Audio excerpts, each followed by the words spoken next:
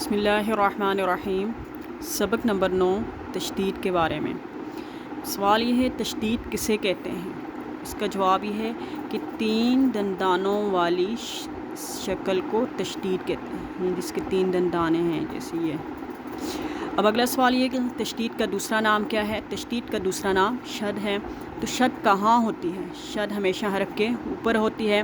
جس حرف پر شد ہو اسے کیا کہتے ہیں؟ جس حرف پر شد ہو اسے مشدد کہتے ہیں، یعنی جیسے اس حرف پر شد ہے، اب اس ہم پورے حرف کو مشدد حرف کہیں گے۔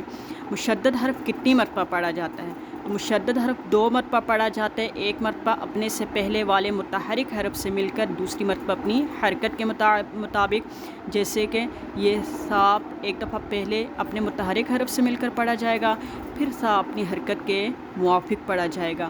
مشدد حرف کو کیسے پڑھتے ہیں؟ تو اس کو ذرا سختی اور جماؤ کے ساتھ پڑھتے ہیں۔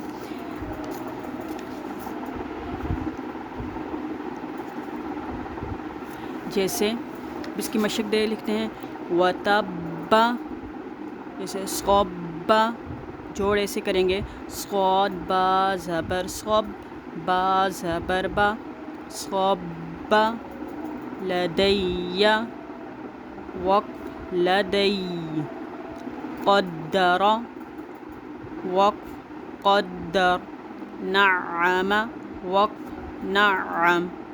اسی طریقے سے عین زبر ع، دال واو پیش دو، عدو واو پیش و، عدو وقف عدو۔